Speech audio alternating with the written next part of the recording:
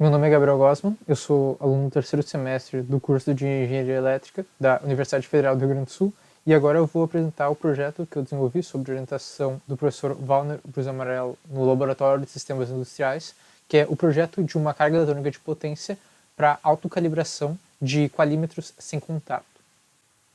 Para compreender o objetivo do projeto, é necessário compreender as características de cada um dos componentes dele.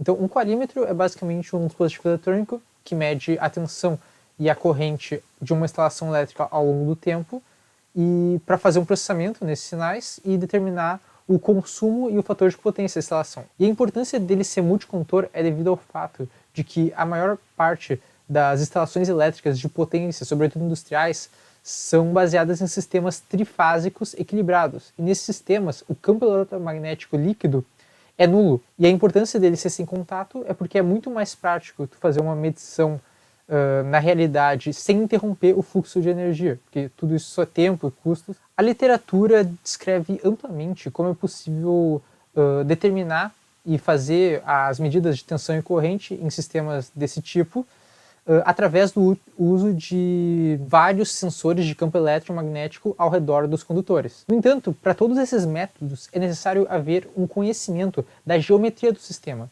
E a maneira como nós estamos propondo de obter essa geometria é através de um sinal de calibração. Esse aqui é basicamente o circuito proposto. A topologia é baseada em um inversor de frequência convencional e ele é facilmente expansível para um sistema trifásico. Mas agora, como é possível compreender o funcionamento desse circuito? Uma das maneiras é dividir ele no estado de funcionamento, utilizar as equações de Laplace e resolver ele. Mas o método que eu vou utilizar aqui é um pouco mais intuitivo, mas ele necessita dessas 4 premissas para compreender o funcionamento. Bom, o primeiro estado do circuito é quando a referência do capacitor está com a mesma referência da rede.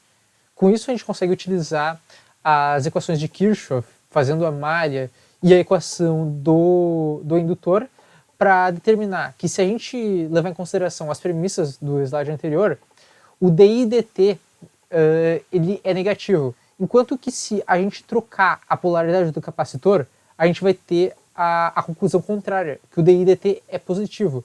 Então, a partir desse esquema, a gente consegue controlar, aumentar ou diminuir a corrente que está passando por esse indutor, dependendo da polaridade do capacitor. Essa técnica ela é explorada em alguns artigos. Bom, e com base nesse conhecimento que nós obtivemos no circuito, nós começamos a realizar as simulações. E a primeira simulação que a gente fez foi uma simulação em que a gente considerou todos os componentes ideais. E nesse cenário, a corrente que a gente está controlando, ela bateu quase que perfeitamente com uma corrente de referência no nosso circuito. No entanto, quando a gente substituiu os componentes da nossa simulação por componentes reais, nós observamos que o resultado era bem diferente. Era um sinal bem mais caótico e que, se a gente olhasse a distribuição das componentes desse sinal de controle, havia uma presença muito grande. Nesse caso, era a maior componente, eram os 60 Hz da rede, enquanto que a gente queria fazer uma referência para 400 Hz. Dá para ver que a segunda componente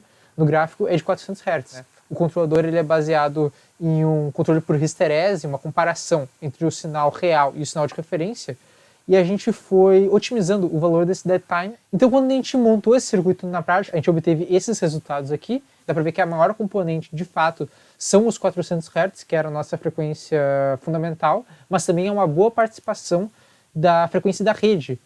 E na segunda imagem fica bem claro que o sinal azul, né, que é o que nós estamos controlando, que a gente está usando como referência, ele tem uma participação clara de 400 Hz e de 60 Hz. Então ele acaba que é uma mistura dessas duas componentes.